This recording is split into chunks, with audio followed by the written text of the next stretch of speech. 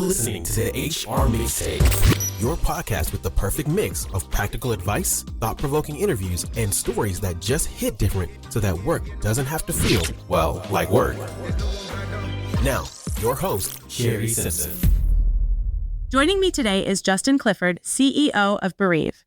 Justin founded Bereave to be a mission-driven company helping people navigate loss with practical tools and compassionate support inspired by his family's experience.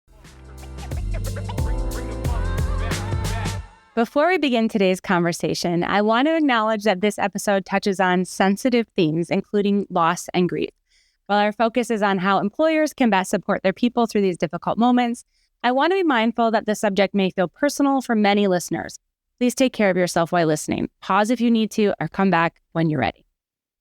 But Justin, thank you so much for jumping on the podcast with me today. Heck yeah, Shari. Anytime for you. And also, I adore what you just said. Thanks for doing that. Yeah, of course. You know, I had the wonderful opportunity of being introduced to you, I think almost a year ago now, and the work that you're doing. So I'd love to just set the stage by maybe you sharing a little bit about your background, your company, and the work that you do. Sure. Background is wonky. I mean, I used to be a second grade teacher. I'm now the CEO of a death tech company, right? Like I don't know, but I got introduced to sales and sales leadership along the way, and have just become addicted to solving business problems. And as Bereave kind of enters my life, there's this kind of combination of a business problem that's happening at work, along with a very personal problem.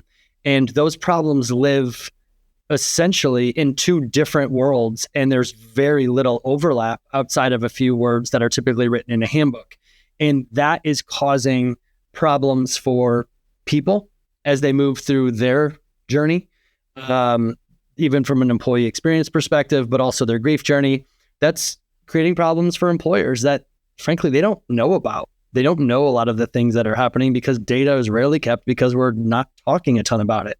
So being able to, really bring those two worlds together and to help employers help their employees in some of the moments that matter the most in their lives is really what we're after. Justin, I think that this topic is just hard all around, and so if you didn't kind of pick up from Justin's intro, so where he sits and fits is in this space when you've had death in an organization, and that could be death of an employee, it could be an employee's experiencing death, it could be in the line of work that employees are doing, that they have exposure to those types of things. And your company provides, and I've never heard that term before, death tech, so that's a new one to me, provides that for organizations. Can you describe just a little bit about what that is, that space? Sure. Yeah, I use the term death tech kind of in jest to some degree, but it actually, there are publications that you would recognize that are using that phrase. We probably sit somewhere closer to, employee experience tech right now is kind of where we would sit. But the idea, and I'll tell you the two reasons that we built what we built is that when we were figuring out, like, hey, there is this thing that happens after people lose a loved one. There is this system. There are these processes that are so difficult to navigate. You have to do it in a highly emotional state in most cases, and there's really no place to turn. And when we started looking at this, that's what we kept hearing from people. Shari, we've got thousands of stories from strangers, mostly via LinkedIn or email, that have basically said, when we lost our person, we didn't know where to turn. Conversely, when you continue that conversation, unscientifically, I haven't really kept track, but probably 9 out of 10 times, people would also say, here's what my manager did, here's what my employer said. And then they would talk about the rest of their story. And we're not, at that point, not asking about work at all. So they didn't know where to turn, and here's how work impacted my journey. So we took those two things, dug in with HR teammates or former HR teammates, HR folks that we knew. We dug in with people that were managers of people, long tenured managers of people, and said, hey, what do you do in this situation? At the same time, We asked people what they did when they said they didn't know where to turn.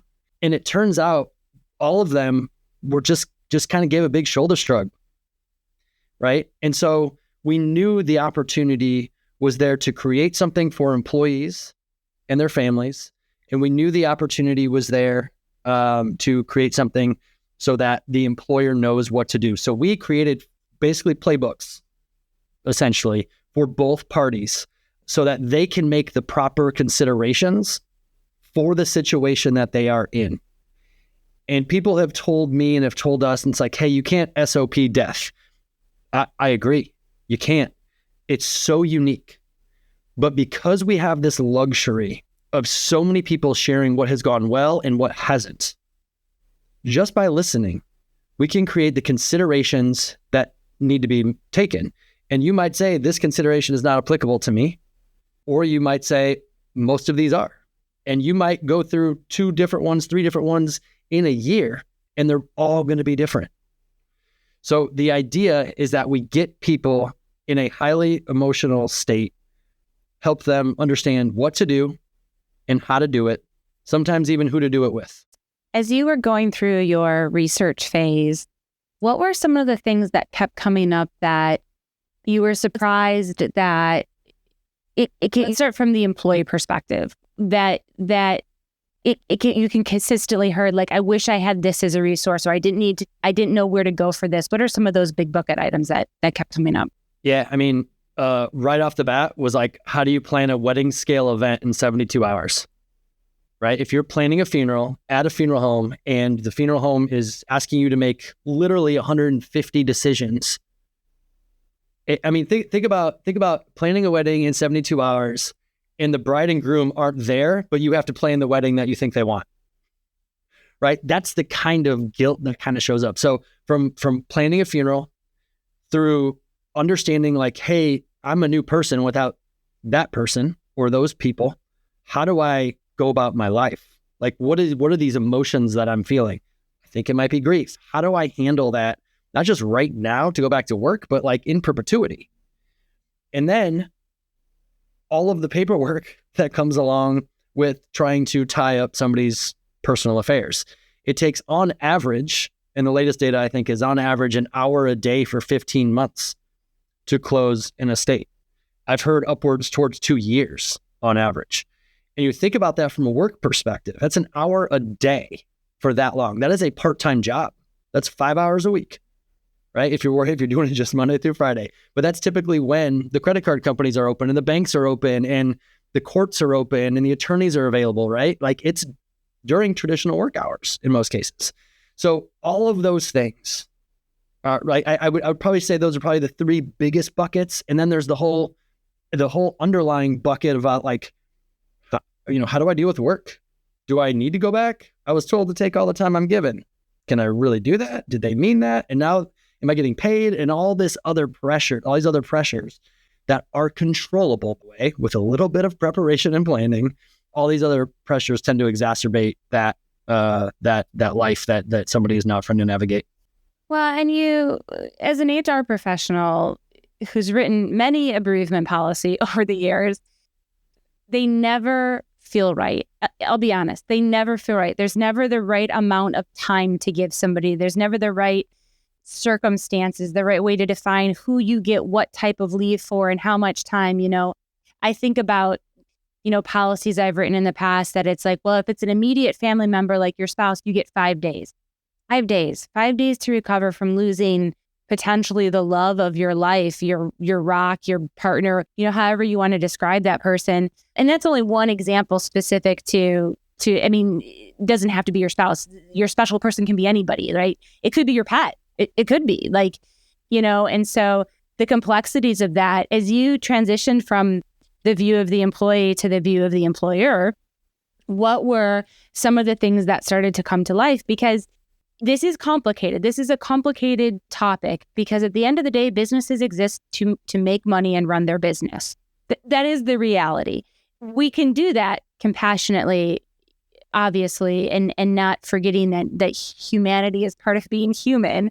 So what did you start to hear from employers? That they didn't know what to do, that their bereavement policy, their EAP, and sending flowers was their response. And the bereavement policy hadn't been touched in years. And it just kind of got rubber stamped every time they did a handbook because, frankly, I don't think people wanted to talk about it. And they didn't want to address their own mortality and talk about something that was as difficult as it is. And I get that. I get it. But when people are looking at things like the employee experience and they're looking at retention, they're looking at attraction, the moments of hardship, death or not, are the moments where you need to decide, are we going to show up in the way that our values espouse us to show up? Are we going to show up in the way that is reflective of what we say on our careers page? Those are the moments that are so much bigger than that one employee and whether that person is retained or not, and whether or not that next person comes to the door. The ripple effect is massive. People are watching how you show up in these moments, right? It's one thing to have all of these benefits and policies around the celebratory moments of life. I love it. Keep doing it.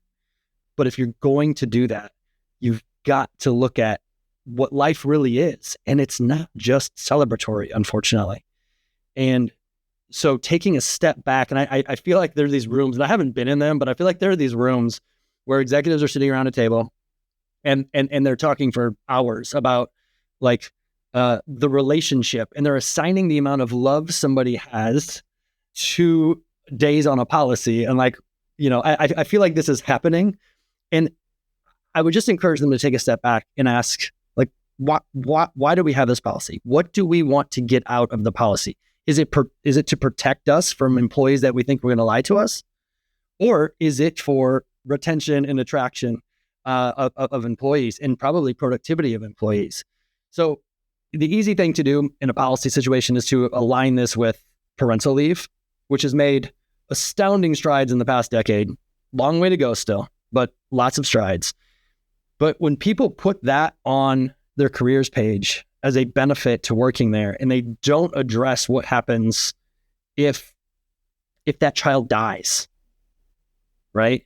And I say that because I've seen the policy go from being a parental leave to a bereavement leave in a matter of hours, and what happens to people when that happens and when their leave is changed. But if they're not addressing the other side of it, they haven't thought through not just the employee experience, but they haven't thought through the life experience as it relates to being an employee at their company. And that so highlights this shift that we've seen in the wellness space around siloing different buckets of wellness. So financial health, medical, vision, that kind of stuff, into holistic well-being, right? And part of thinking about holistic well-being is the holistic employee. We talk about employee life cycle all the time. Well, that involves the actual life cycle. And I thought it was interesting kind of you bringing up, like, as we think about that, why are we creating a policy? That you might be in an organization that actually says, you know what, we are creating the policy to CYA from a perspective. That's okay. As a business, but you should be having those conversations. What does your policy exist for? And does it align with your values? I love the expression or the thought around, where people spend money, where your company spends money actually shows what you value and how you invest in things. I want to ask some kind of tactical questions as I think about, some different scenarios where resources like this would be very helpful. So, I think, those in the HR space are probably familiar with what happened at Wells Fargo, where, an employee passed away at work and went unnoticed for a couple of days. And I think about that moment with such heartbreak for so many different people. Obviously, the woman that passed away and her family and her coworkers. And selfishly, I think about the role of the HR person in that moment and the stress and complexity that they must be experiencing. What have you found to be, in moments like that, the organizations that are doing it the right way, handling it the right way, approaching things the right way? And I'm going to use the term right way loosely because, like we said at the very beginning, every scenario is unique. There's not, one size fits all. Sure. I think there are two big plans or two big buckets here. Since we're talking in buckets, I think the first bucket is planning and preparation. people have to have a plan. I talk about it a lot. We provide free plans to people just to make sure that people have a plan. And I mean, it's like anything that you would plan for. What happens when your team is about to miss quota? Do you have a plan for that? What happens when your team has a higher retention or a higher customer churn this quarter than anticipated? Do you have a plan for that? Most companies do. It's typically after the first time they miss, right? And they're like, oh, we should have a plan for that. But having a plan for these moments, and again, you're not going to plan for an employee passing away at their desk and going unnoticed for several days. Like that's not what you should plan for. But you can plan for 80%-ish, like the saying says, plan for the things that are likely to happen. An employee says, I've lost somebody that I love. What do you do? Right? Not what do you say exactly and what do you think you'll do, but like, what do you do? Write it down. These are the steps we are going to take. This is who is going to take the steps, and this is when they are going to take the steps. Just write it down. So having a plan. The second thing is communicating that plan to the organization and having that conversation on a regular basis during onboarding, quarterly during, an all hands, whatever the cadence needs to be. And this is where you start to weave this a little bit into your culture of like how we show up as a company, how we will show up for you. And we basically take that plan. It doesn't have to be a death plan, right? It can be a hardship plan. Say life happens. Here's the plan that we have built. And when things go sideways for you in your life, here's what's going to happen. Just giving people that benefit of understanding gives them more space to work and more space to feel cared. And so when things do go a little bit haywire, they feel safe to go do the thing because they know how this company is going to show up. As long as they do what they say, that's probably a third bucket. Do what you say you're going to do. But they have that safety to understand what happens now at work, which is such a stressful driver. Having a plan like that, it seems so logical. And yet I can tell you, I've never worked in an organization that had a very detailed plan like that, almost like a checklist. As you were talking, I was thinking about, all the different pieces, right? The communication with the employee, the communication with the organization, the communication with potentially benefit providers, like an organization like yourself. How do you think about the support you're going to provide? Is it just EAP? Is it a grief counselor? Is it you have to pull the team together? How many other coworkers potentially knew this person that passed away? My husband's a firefighter. And so obviously I have that frame of reference. They're exposed to death in a completely different way. And some of those calls are really traumatic. And so what does that look like? What does that grief support look like for somebody that isn't a loved one, but yet you are still experiencing those different things? Totally. Yeah. And I mean, I think that kind of points to something interesting that we are starting to see is that medical groups, hospital groups are starting to come to us and say, hey, our employees are around this every day and I'm worried about them. And we don't do a whole lot for them. Right. So, and then there's, we've got clients that are, venture backed, high growth type companies, software companies that don't deal in that world, but are still saying, we know this is a part of life. And we're coming up short.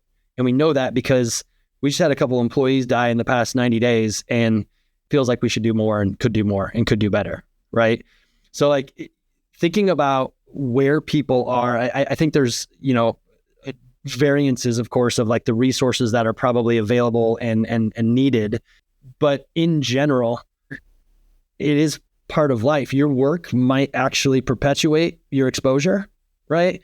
But at the very baseline, which I would argue like, firefighters or nurses, ER doctors, they are very far from the baseline of like regular life. But even at the baseline, if you can just think about how life works and understand how prevalent death is, understand the impact of loss around a death or the impact of grief around a particular loss, that'll start to inform some of the decisions that you can make as it relates to the size of your population at work. And that plays into, all the conversations we've had around, leadership development, especially around emotional intelligence. Nothing, in my opinion, right, my experience, nothing is worse to me when you hear the thoughts and prayers comment. For me personally, again, I'm speaking personally, it just doesn't hit for me. It's like, okay, cool. I would rather have you just sit in silence next to me while I grieve than say that thing to me. But having the right language and having that conversation in advance, right, as an organization, then you kind of have those things. I think we could go on and on about all the different things that, organizations need to consider. I guess I will ask you, what is maybe the one or two things, if you're doing this, immediately stop, like the things that you're like, I cannot believe companies are still doing this. And then maybe the one or two positive things that like, hey, I've seen companies do this and they're nailing it in this area. Yeah, I love the question. I don't think we have enough time to talk about all the missteps that we hear about, right? We do hear some beautiful things, and a lot of them are gestures that are specific to a situation. One of the things that I would probably start with is that, like I said, companies just don't have a plan. They haven't considered it. They haven't considered hardship, right? I would suggest that executives take a look at what their careers pages say and ask themselves, do we show up in the way we say we're going to show up? Like, that's like baseline foundational stuff, right? Those executives probably don't even know what their career pages say in a lot of respects. They need to figure that out. I think the other component is that when we hear a lot of bad reactions from a workplace or from managers, it's typically from people who either haven't experienced much loss in their life and don't know what it is, don't know what it feels like. They've never been trained, right? So the best organizations out there are doing the opposite, right? They are training their managers on process and procedure. They are training their managers on empathy as a skill and compassion as a skill. They're helping their managers with things like, how to have difficult conversations or how to identify, potential mental health distress, right? Like, those are the things that managers, I've been a people manager for 15 years, and the only time that I was ever, and I worked for one of the most compassionate, arguably best cultures that have ever been created here in a company called Lessonly. And even they didn't train me how to do those things, right? Managers don't get trained on much, but if you can train them on some of those foundational things, it will translate to helping that employee experience significantly. So I know I didn't really answer the question in like 1 and 2, but like, here's the bad stuff, do the opposite. That's what we see as the good stuff. And there's usually some people as a part of the organization that have been assigned, maybe it's part of their job, maybe it's their whole job, but that have been assigned to thinking about life outside of the walls of work for their employees. Justin, such good examples and advice for our audience. If they want to learn more specifically about your company, how do they get in touch with you? Yeah, thanks for asking. Bereave.io is our website. If you're on LinkedIn, you can just look up Justin Clifford on LinkedIn. I'm kind of loud. I'm slightly more obnoxious, even more than I was today on LinkedIn because I can hide behind a keyboard, right? And it makes me stronger. But that's, we're happy to provide information, resources. You don't have to become a customer to understand the impact and be able to do better than what you might be doing today, even though I know you're trying hard. Thanks, Justin, for such a great conversation. Sure. Thank you, Shari. I hope you enjoyed today's episode. You can find show notes and links at thehrmixtape.com. Come back often and please subscribe, rate, and review.